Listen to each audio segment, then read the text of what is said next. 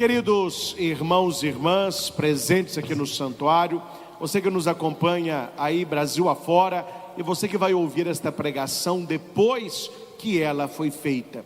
Nós já começamos com uma notícia maravilhosa, mas uma notícia séria e exigente. Repita comigo: Jesus não quer que tenhamos apenas fé nele. Jesus quer que sejamos os seus discípulos. Meus irmãos, parece a mesma coisa, mas não é. Nem todo aquele que acredita crê, e nem todo aquele que crê segue. As leituras de hoje nos colocam numa berlinda onde o Senhor quer mais de nós. É assim a vida. Nós vamos nos aprofundando na fé e Deus começa a querer mais de nós. Eu gosto muito, porque é um exemplo que casa em quase toda pregação, o exemplo de academia. Quando você começa a fazer academia, é uma dor. Você vai tomar banho, está doendo, você acorda doendo. Você está vendo lá o pessoal levantando muito peso, você não levanta peso nenhum. Você vai correr na rua, corre um quarteirão, quase põe a língua para fora. Mas se você tem perseverança, não é que o peso vai ficando mais leve, você vai ficando mais forte. Aí aquele peso inicial você troca, você abandona aquele, pega um mais pesado e mais pesado. Aquele que corria 50 metros, ele quer correr 100, ele quer correr 1 quilômetro, ele quer correr meia maratona, ele quer correr uma maratona. O Senhor nos chama a mais. Guarde isso. Não aceite a sua fé do jeito que ela está. Queira mais, porque Deus quer mais de você. A primeira leitura, eu começo por ela, que está em Isaías, capítulo 5, o versículo 5 ao 9. Mas eu quero que você marque na sua Bíblia o versículo 4, que não foi lido na missa, mas que ilumina a Eucaristia inteira. O evangelho desta missa está em Marcos 8, do 27 ao 35.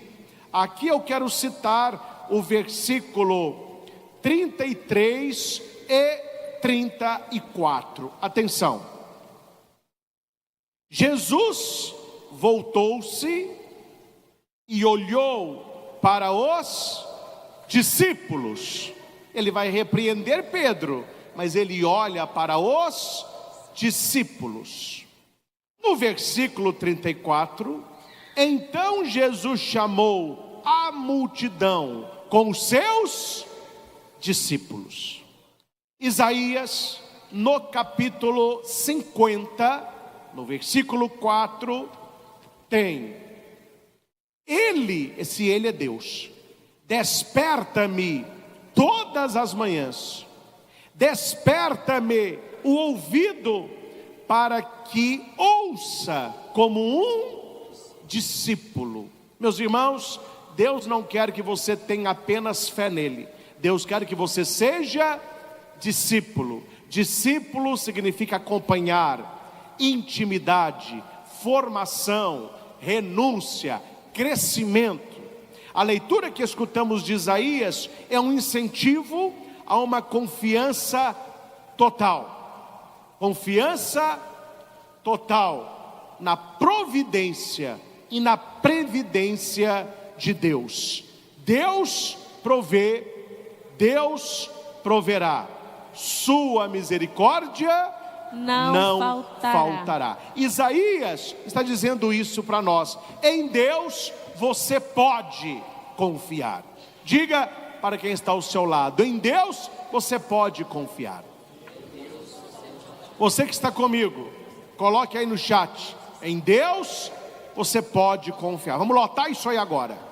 Você que vai ver essa pregação depois, coloque no comentário: em Deus você pode confiar. Em Deus eu posso confiar. Meus irmãos, as pessoas podem trair, as pessoas podem mentir, as pessoas podem se afastar, Deus não. Se o ser humano é infiel, a palavra diz que Deus permanece fiel. Isaías vai dizer: o Senhor abriu-me os ouvidos. Que ouvido? Ouvido de discípulo. Eu não lhe resisti e não voltei atrás. São as duas atitudes que o discípulo não pode ter: resistir ao Senhor, resistência. Eu não quero o que Deus quer. O que Pedro fez no Evangelho? Pedro queria o que ele queria. Pedro não queria o que Deus queria. Pedro queria que se realizasse na vida de Jesus o que ele queria e não o que Deus queria. Esse é o maior problema do ser humano, meus irmãos, meu e o seu, quando a gente quer ensinar a Deus. Quando nós queremos ensinar a Deus, o caldo entorna. Afasta de mim, Satanás. Você não pensa as coisas de Deus, você pensa as coisas dos homens. Esta resistência. Mas eu não quero a vontade de Deus. Eu não sei qual é a vontade de Deus. E se não for a minha vontade? É o primeiro sentimento, resistência. E o segundo é o voltar atrás. Nisso eu admiro, claro, entre tantas coisas, né? Os 12 discípulos, eles começaram a seguir Jesus e eles não sabiam nada do que aconteceria, nada. Eles foram na fé. É por isso que a segunda leitura vai dizer: a fé sem obra, ela é morta. Os discípulos não apenas disseram que eles acreditavam em Jesus, mas durante 3 anos eles provaram. Como? Estando com Ele. Não houve resistência e nenhum dos 12 voltou atrás. Lá na frente, Judas o traiu, mas voltar atrás, você vê no meio ali dos 3 anos: Senhor, não é para mim, não dá, assim não vai, não, os 12 começaram e eles perseveraram, porque eles tinham ouvidos de discípulo. Deus é o meu auxiliador, ou seja, Deus vai me ajudar. Repita: Deus vai me ajudar. De novo: Deus vai me ajudar. Agora veja, Deus é o meu auxiliador. Vamos interpretar a Bíblia do jeito certo. Deus não é o meu substituto, viu? Ele é o meu auxiliador. Papa Bento XVI, ele vai dizer que auxiliar é estar ao lado, é ajudar, mas ele não substitui. Ele vai ajudar você, mas para Deus ajudar você, você precisa estar fazendo algo, e fazendo algo na direção de Deus, na direção da sua salvação, tendo sempre ouvido de discípulo. Eu vou abrir só um parênteses. Meus irmãos, nós estamos carentes na igreja de pessoas que tenham ouvido de discípulo. Nós temos muitos, infelizmente, cristãos e católicos, que a missa dominical é um cumprir preceito, é um bater carteira, bater ponto, é um colocar a digital: eu fui. Então as pessoas não rezam, elas não entram na celebração, elas não são alimentadas pela palavra, elas não têm ouvido de discípulo. Aí o que muitas pessoas procuram? Onde tem a menor missa, onde é mais rápido, onde o padre não fala, onde nem coral tem, que já está uma encurtada. Quanto menor, melhor. As pessoas têm fé em Jesus. Eu estou falando que elas não têm fé em Jesus, mas qual é o problema destas pessoas? Elas não passaram para o estágio seguinte, o estágio do discipulado. Porque o discípulo de Jesus, ele é forjado pelo ouvido. A Eucaristia, ela molda o coração, mas a palavra, ela entra pelo ouvido. E quantas pessoas têm preguiça de ouvir a palavra, preguiça de ouvir uma pregação, preguiça de ser alimentado? É porque ela ainda não passou para o estágio seguinte. Ela quer só alimentar o coração, ela não quer alimentar o ouvido. Mas isso aí de 2000 anos atrás não mudou muita coisa, né? Não mudou muita coisa. Quando Jesus encheu o bucho daquele povo todo, e ele passa para o outro lado do mar da Galileia, aquele povo todo correu para lá.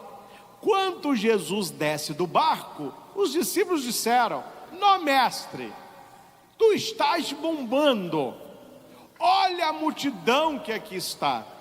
Aí Jesus disse: vocês não sabem de nada, inocente. Eles não estão aqui por causa da palavra que ouviram. Eles estão aqui porque comeram pão de graça ontem. Eles querem mais pão hoje. Olhe como que a coisa não mudou. Não, onde é que eu posso ir só para comungar? Aquela pergunta dos infernos, que graças a Deus pararam de fazer. Padre, até que hora eu posso chegar na missa para eu comungar? Você quer só comer, né, meu filho? Você quer aquela multidão lá? Eu quero só comer. Ouvir a palavra, rezar, se tornar discípulo, que é bom, nada. Então não é o menos ser mais.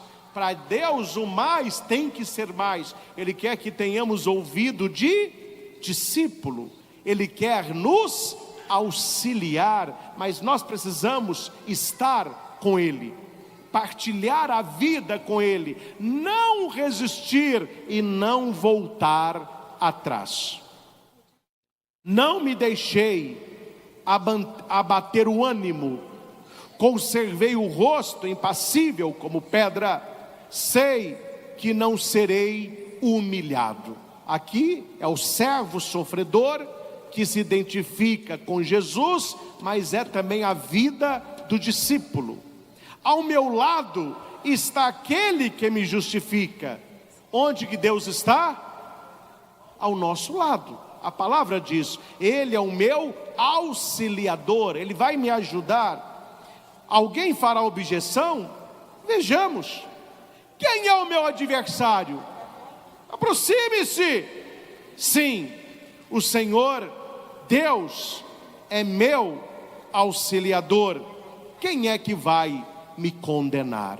Esta leitura me ajuda a vencer o cansaço, a incerteza e a desilusão. Eu não tenho um Deus lá em cima que me olha cá embaixo. Não, eu tenho um Deus que caminha ao meu lado. Eis que eu estou convosco todos os dias, até o fim do mundo. Padre, eu acredito nisso, mas por que eu não sinto isso? Porque você crê, você ainda não tem um ouvido de discípulo.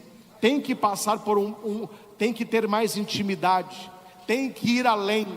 Eu gosto muito das bodas de Caná. Ali a gente pode escrever, acho que livros e livros, né? Mas uma coisa bonita nas bodas de Caná, quando está no início assim: houve um casamento em Caná da Galileia, a mãe de Jesus estava lá, Jesus e seus discípulos também.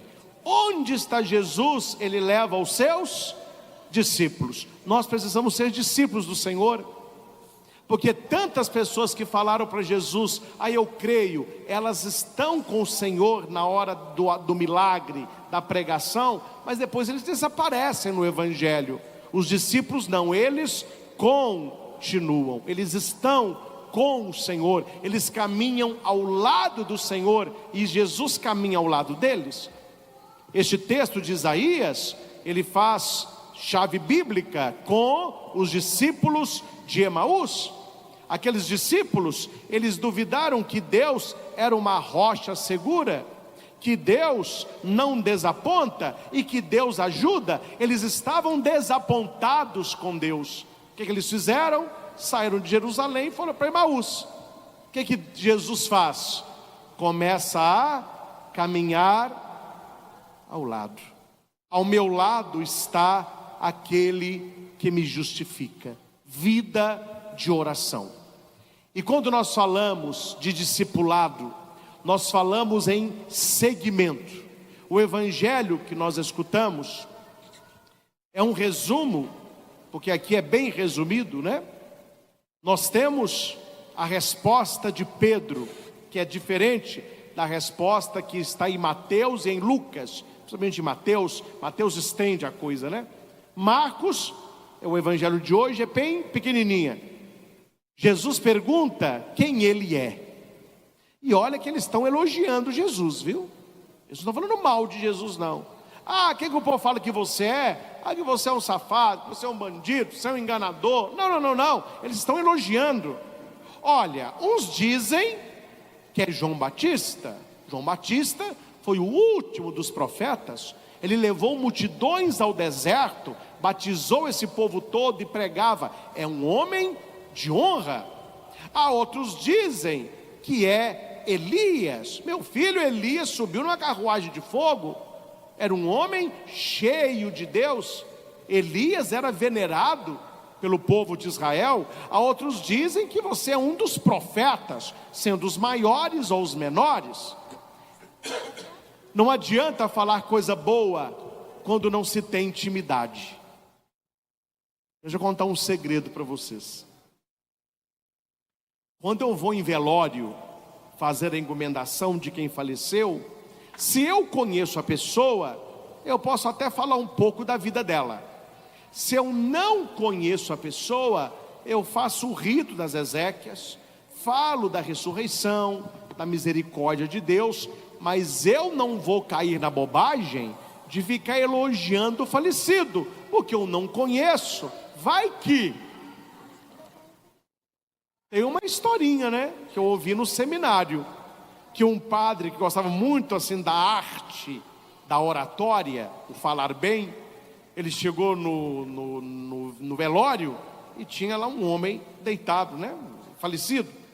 Aí ele cumprimenta a família, não conhecia ninguém ali, mas na hora da pregação o padre começou: queridos irmãos, irmãs, estamos nos despedindo desse irmão que está inserido nas chagas de nosso Senhor. A morte não tem poder sobre ele, porque agora ele está na glória. Ele pode estar morto para vocês, mas está vivo para Deus. Um homem justo, trabalhador, um exemplo de fé genuína, praticante do sacramento. A mulher, meu filho, a viúva, parou de chorar, cutucou no filho e falou com o filho assim: ô meu filho, olha no caixão, confere se é teu pai. Que a mulher falou: pai, não tem nada disso o senhor está falando aí. O senhor que não conhece a peça, né? Mas você vai assim por um caminho mais, não é? Então, para você falar bem, você tem que conhecer. Eles estavam falando bem de Jesus, só que tem um problema: eles falavam bem, mas eles não conheciam. Aí também não valeu. Jesus falou: olha, todos estes aí são pessoas muito boas, mas esse pessoal não me conhece. E vocês que me conhecem? Ele perguntou para os discípulos. Esse povo todo acreditava em Jesus, tanto que eles estavam falando coisas boas dele, mas eles não eram discípulos. Vocês estão entendendo? Que não basta crer em Jesus, nós temos que entrar no discipulado. Aí Pedro vai tomar a palavra e vai dizer: tu és o Messias. Mexiá significa Cristo, ungido. Nós temos uma frase que ficou famosa de Agostinho. Ele vai dizer a respeito do Messias: Victor quia victima. Vitorioso porque vítima. Vamos repetir isso? Vitorioso porque é vítima. Foi o que Pedro não entendeu. Pedro achou que vitorioso é não ser vítima. E aqui uma curiosidade, que quem não sabe, prepare para encantar-se, porque eu sou encantado com as coisas da igreja. Você sabe o que significa a palavra hóstia em latim? Ostium, vítima. A palavra hóstia significa vítima, do latim. Por isso que Jesus se mostra como vítima. E ele vai dizer, quando Jesus diz: tu és o Messias, o Cristo, o ungido, está certinho. Só que Jesus vai dizer que tipo de Messias ele é. É o Messias vítima, como diz Agostinho, vencedor, porque vítima. Ele vai usar 4 verbos que Pedro não gostou. O último até que vai, mas os anteriores não desceu no coração de Pedro, não. Jesus disse assim: olha, eu estou indo para Jerusalém, e lá eu vou sofrer, serei rejeitado, serei morto, mas vou ressuscitar. Isso chama o primeiro anúncio da paixão. Como que se chama isso? O primeiro anúncio da paixão. Acertaram. Quantos anúncios da paixão Jesus fez? Um de cada vez? 3. Esse é o primeiro. O primeiro está em Marcos 8:31. O segundo é fácil guardar, está em Marcos 9:31. E o terceiro está em Marcos 10:32.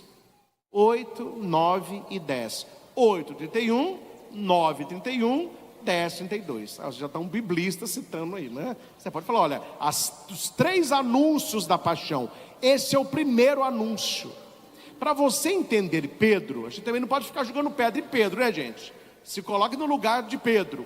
Imagine que você está caminhando com alguém e você está ajudando esta pessoa, talvez num tratamento de saúde, e você está levando-a para algum lugar para se tratar. Aí a pessoa diz para você assim: olha, deixa eu te falar a verdade, no meu caso, eu não estou indo para viver, eu estou indo para morrer mesmo, mas eu vou ressuscitar. Quem gosta de ouvir isso? Claro, meus irmãos, hoje, 2000 anos depois, Pedro, meu filho, isso eu também tinha, se Pedro fizesse, eu faria. Falou: Senhor, por favor, a gente não quer que o Senhor morra, nós te amamos, a gente quer que o Senhor permaneça conosco, pregando, fazendo milagres, né? Que história é essa? O Senhor vai morrer. Aqui você precisa entender Pedro, e você precisa entender Cristo. O que Pedro não quer? Que Jesus sofra. Quando nós amamos alguém, o que a gente não quer? Que esta pessoa sofra. Então Pedro, ele intervém e repreende Jesus à parte. Pedro é muito educado, ele vai chamar Jesus fora das pessoas e vai chamar a atenção de Jesus: não fique falando isso. Os outros discípulos ficaram tristes. A multidão não está entendendo esse discurso. Como que nós estamos te seguindo? Porque Jesus, me ajuda aí, né? Me ajuda aí. Eu tinha a minha vida, tinha outros barcos que trabalhavam comigo, tinha mulher, tinha filhos, trabalhava. O Senhor foi lá, subiu na minha barca, me convidou para te seguir. Eu acreditei, larguei tudo, larguei mulher, larguei os meninos. A minha sogra o senhor conhece, que a curou, isso aí eu já te perdoei. Mas agora o senhor vem com esse discurso: porque eu vou morrer. Pelo amor de Deus, né, Senhor? Aí não dá.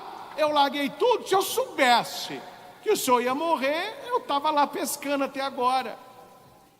Desilusão. A primeira leitura aí: desilusão, cansaço, incerteza, resistência. Pedro pensa em voltar atrás, e depois da ressurreição ele voltou. Eu vou pescar, vão pescar contigo.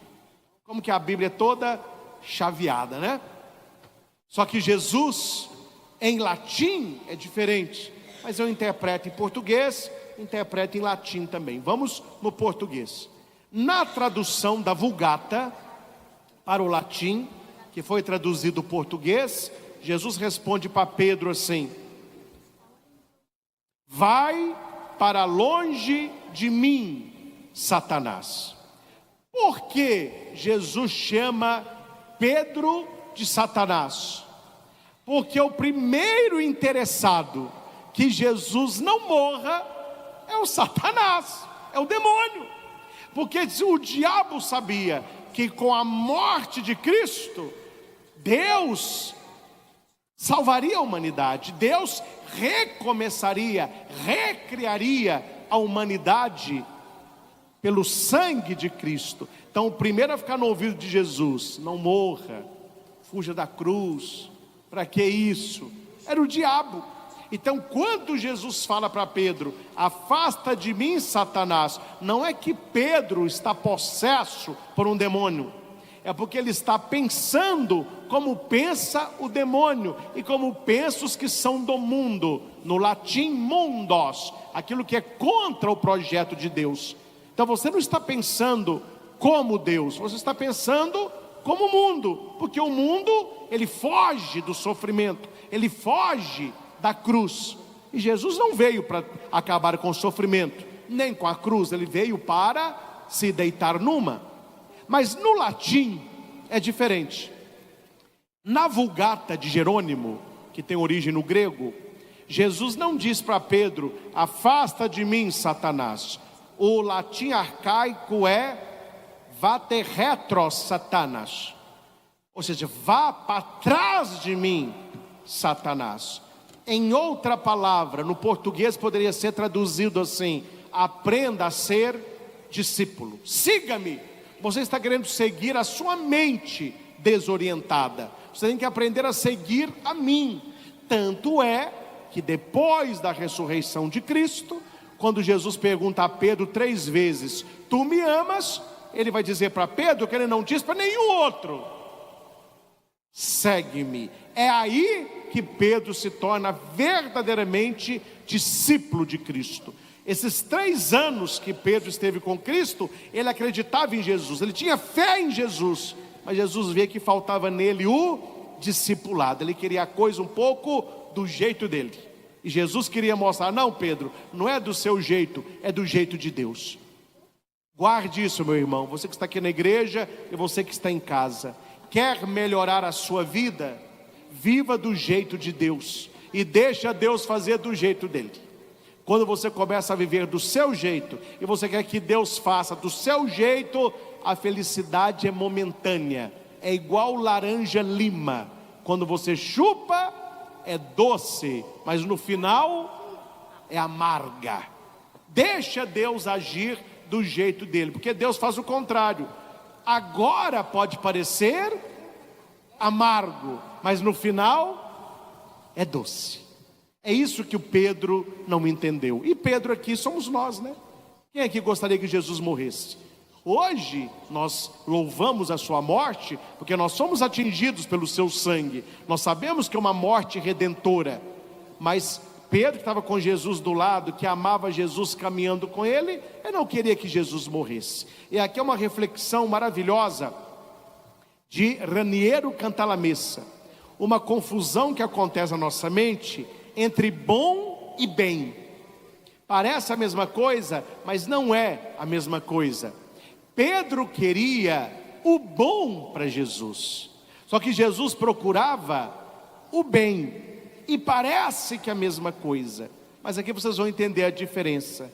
Nem tudo que é bom faz bem, e nem tudo que faz bem é bom. Vamos pegar um exemplo aqui, eu gosto muito de analogia. Não sei se os senhores gostam, eu gosto muito de feijoada. Mas é aquela com o rabinho, com a orelhinha, com o joelhinho. Feijoada é bom? É bom, uma delícia. Mas eu não sei por ano quantas vezes eu como. 1, 2. Olha, conto muito 3. Não, padre, feijoada é bom, eu vou comer todo dia. Meu filho, então prepara o infarto, porque não há artéria que aguente uma feijoada no peito todo dia. É bom, mas se você ficar só naquilo ali, não faz bem. Remédio amargo na língua é bom? Não. Para você ser curado, tem que tomar. Remédio não é bom, mas faz. Tomar uma agulhada é bom, mas faz. Aqui está a confusão do ser humano. Atenção, gente. O mundo busca o que é bom. O cristão discípulo, ele busca o que faz bem. Esta é a diferença. Se você prestar atenção nas pessoas, as pessoas que geralmente têm uma vida mais mundana, elas buscam o que é bom, mas nem sempre aquilo faz bem. Nós buscamos o que faz bem, e nem sempre aquilo é bom. Exemplo, a cruz. A cruz faz um bem danado. Mas você não vai me dizer que é bom ficar carregando cruz. É isso que na cabecinha de Pedro ele não entendeu. Ele queria para Jesus o bom, mas Jesus buscava o bem. E depois que Pedro repreende Jesus, e depois que Jesus repreende Pedro, isso só acontece entre amigos. Aqui você pode ver pelo lado negativo, é um xingando o outro. Não, a repreensão com amor acontece entre amigos. Quem é que te repreende que você não fica magoado? Os seus amigos. Por quê? Porque o amigo, quando te repreende, ele quer o seu bem. Só que você está buscando o que é bom. Aí você não quer que o seu amigo te repreenda. Porque quando te repreende, o que você fala? A quem me chama a atenção não é bom. Só que o seu amigo não está procurando o que é bom, ele está procurando o que faz bem. Estão entendendo a diferença? Aí Jesus ouve a repreensão de Pedro, mas Jesus o repreende. E aí também que Pedro não é da turma do mimimi. Porque se Pedro fosse dessa turma, o que Pedro tinha feito? Jesus me chamou a atenção, eu não vou andar com ele mais, eu vou embora, eu não ajudo mais. Fala onde Jesus está que eu não vou. Povo chato, cada dia mais chato. Meu filho, Pedro tem um coração escancarado para Jesus, e Jesus tem um coração escancarado para Pedro. E outra, Jesus, quando olhava para Pedro, ele sabia muito bem quem Pedro era. Ele sabia como que Pedro reagiria. Pedro deu uma em Jesus, Jesus foi e deu em Pedro. Depois dali resolveu o problema. Amigos se corrigem, porque o inimigo, quando ele te corrige, ele quer o seu mal. O amigo, quando te corrige, ele quer o seu bem. Então aqui é uma diferença que eu nunca mais esqueci, que eu li no meu tempo de seminário. A palavra crítica e correção. O professor falava, o amigo, ele não critica, ele corrige. O inimigo, ele não corrige, ele critica. Então veja, Pedro tinha uma repreensão para Jesus, e Jesus fez uma repreensão nele, mostrando o que? Você quer o que é bom, Pedro, mas eu quero o que faz bem, tanto para mim como para você. Jesus chama a multidão, chama os seus discípulos e diz assim: se alguém me quer seguir, renuncie a si mesmo, tome a sua cruz e siga-me. Jesus não quer apenas homens e mulheres de fé, Ele quer discípulos e discípulas com ouvido atento à sua palavra. Duas considerações breves. O que é renunciar a você mesmo? É renunciar àquilo que você é? Não. Porque você não pode renunciar àquilo que Deus fez. Se Deus fez você, você é bom, e você não pode renunciar a isso. Raniero Cantalamessa, pelo tudo que eu li, é o que é mais acertado nisso aí. Ele vai dizer o seguinte: não é renunciar àquilo que somos, mas é renunciar àquilo que nos tornamos pelo pecado que praticamos. É renunciar o egoísmo, é renunciar a falta de fé, é renunciar a inveja, é renunciar aquilo que é fruto do pecado, para que você volte a ser quem você é. Se você olha para Adão e você olha para Jesus, Qual é a diferença dos dois? É que Adão é o que Deus fez mais o pecado. Jesus é o que Deus faz e é o que Deus é sem o pecado. Por isso que Paulo vai dizer: por um só entra o pecado, por um só virá a salvação. O que é que Jesus é igual a nós? Em tudo, menos no... Jesus renunciou ao pecado. A Virgem Santíssima, ela renunciou ao pecado. Então ela renunciou a si mesma. Jesus renunciou a si mesmo. É do jeito de Deus, não é do meu jeito. Então renunciar a si mesmo não é renunciar àquilo que somos, mas àquilo que nos tornamos. Renunciar do grego significa reencontrar. Bonito isso. O que é renunciar a mim mesmo? É reencontrar-se comigo mesmo na minha verdade. É tirar de mim o que não sou eu. O que é renunciar o Christian? É renunciar o que não é Christian. Amém? O que você precisa renunciar para que você volte a ser você? Tem tanta coisa na sua vida que não é você. Rótulos que te colocaram: ah, você é uma pessoa nervosa, você é uma pessoa invejosa, você é uma pessoa enrolada. Não, não, não, isso não é você. Volte. Jesus está chamando os discípulos a um reencontro, reencontrar-se. Tem uma igreja em Roma, São Calixto, na época da praga, não é? Da peste. Isso foi no mundo todo. Naquela época eles achavam que a cal afasta a peste, curava a peste. Então eles jogaram cal nas igrejas todas. Então igrejas todas com desenho, ficou tudo branco. Passaram os anos, a peste passou, aquelas pessoas morreram, vieram outros e vieram outros, e todos achavam que a igreja era toda branca. Mas um bispo sugeriu que reformasse aquela igreja e contratou pintores profissionais de Firenze, Florença. E eles falaram: olha, primeiro nós vamos descascar a igreja, depois nós vamos pintá-la. E eles são profissionais. Eles começaram com umas espátulas bem finas, tirando a cal. À medida que ia caindo aquele véu que ali estava, o que eles viram? Que a igreja era toda pintada. O que aconteceu com aquela igreja? Ela renunciou àquilo que ela não era, para que ela se reencontrasse com a beleza que ela sempre foi. Estava escondida.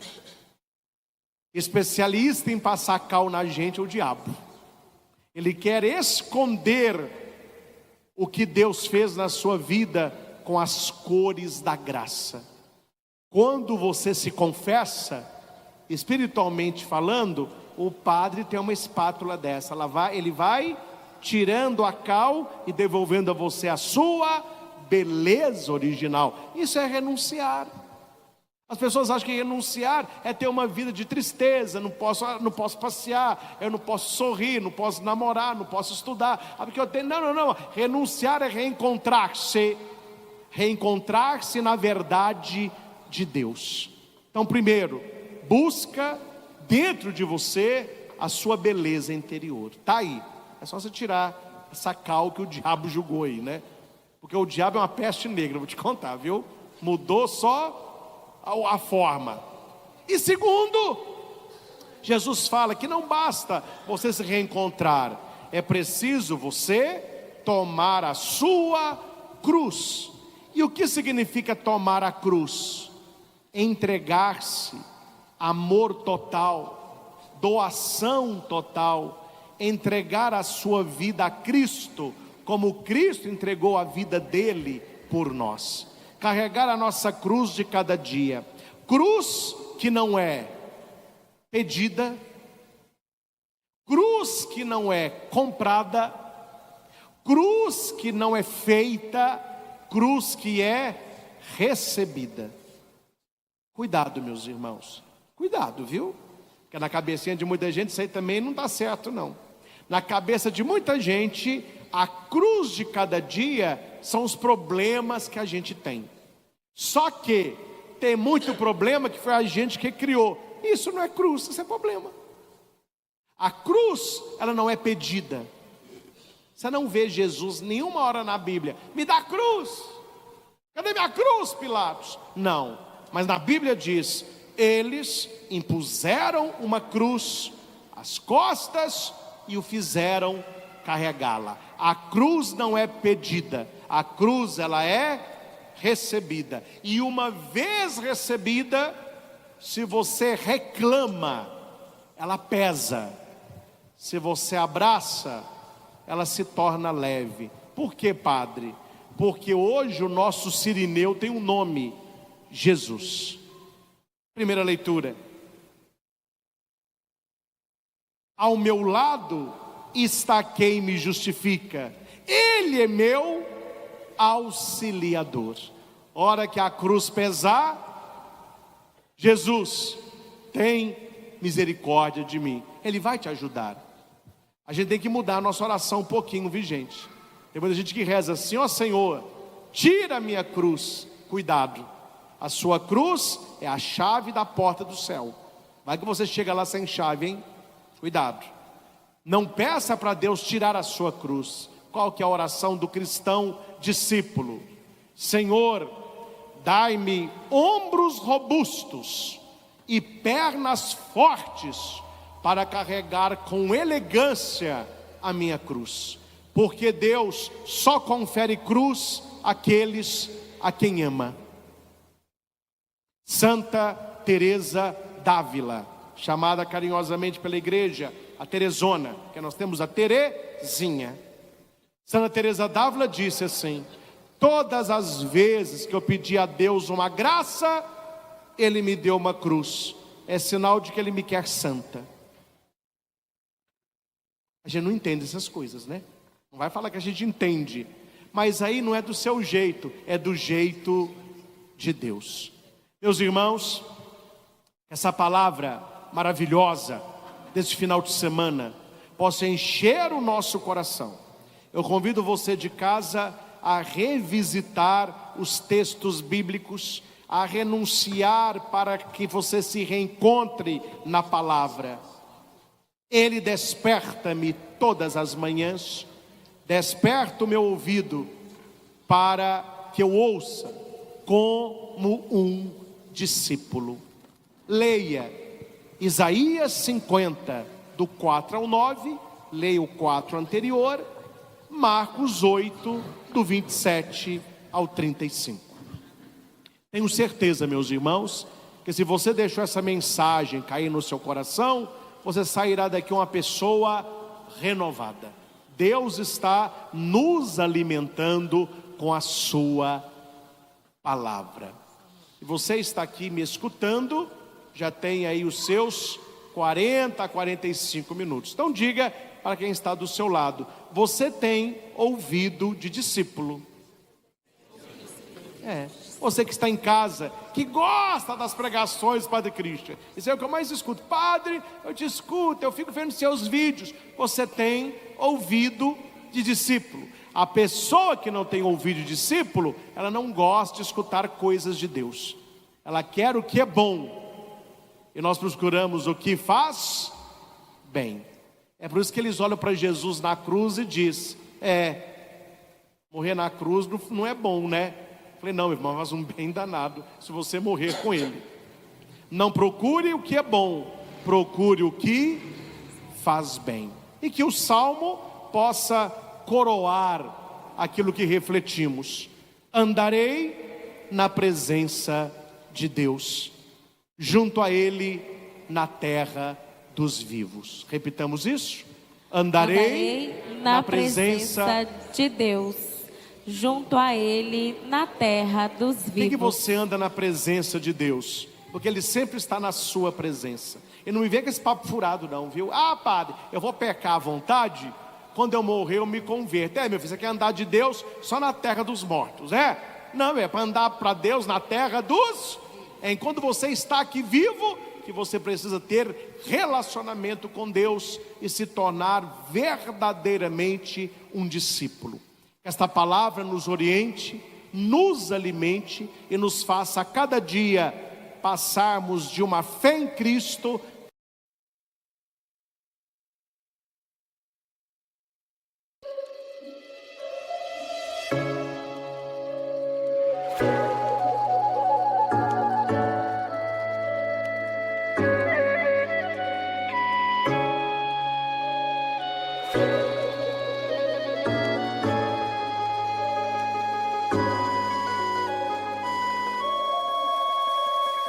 Hãy cho ta mong cầu để ngày sau ta gặp nhau, trao cho ta miếng trầu, trao hết tình duyên này. Lang thang không bên đời, một ngày mưa rông vội rơi. Ta như con thuyền đang trôi vơi, buông lơi một chút nữa vời, giọt sương rơi nơi làn đời. Trong đêm nay mờ mây khói, chìm vào một giấc chiêm bao, mệt không say bằng câu đưa tình, gạt từng giọt nước mắt hối hẹn. Hoài chờ người đứng bên hiên ngang, đường em mây hồn ta ngát, tan mê man vào chốn này. Em như mây vội trôi mất, tên tấm thân ta vẫn còn đây. Trong nhân gian nhìn ai thấu, mong sao duyên mình không cạn, mang theo bao điều lưu luyến.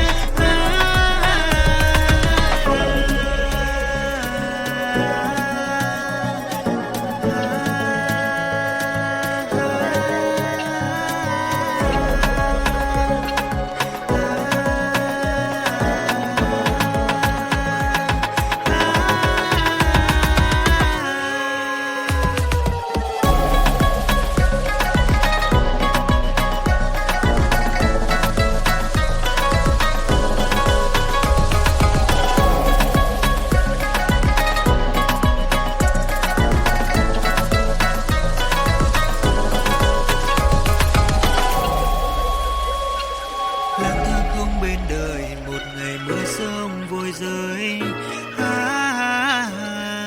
Ta như con thuyền đang trôi vơi, buông lơi một chút nữa vời, giọt sương rơi nơi làn đời. Trong đêm nay mờ mây khói, chìm vào một giấc chiêm bao, mệt không say bằng câu đưa tình, gạt từng giọt nước mắt hối hẹn. Phải chờ người đứng bên hiên ngang, thương em mây hồn ta ngát, tan mê man vào chốn này. Em như mây vội trôi mất, tên tấm thân ta vẫn còn đây. Trong nhân gian nhìn ai thấu, mong sao duyên mình không cạn, mang theo bao điều lưu luyến.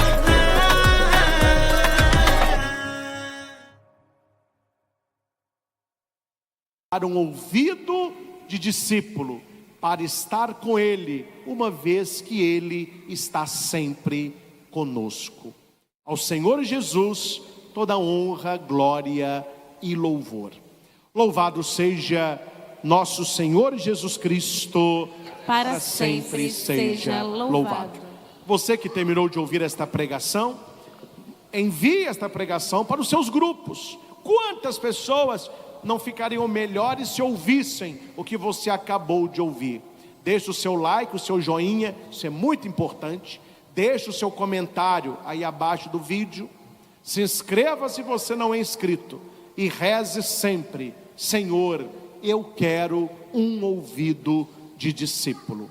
O Senhor está conosco, que nós estejamos também sempre com Ele.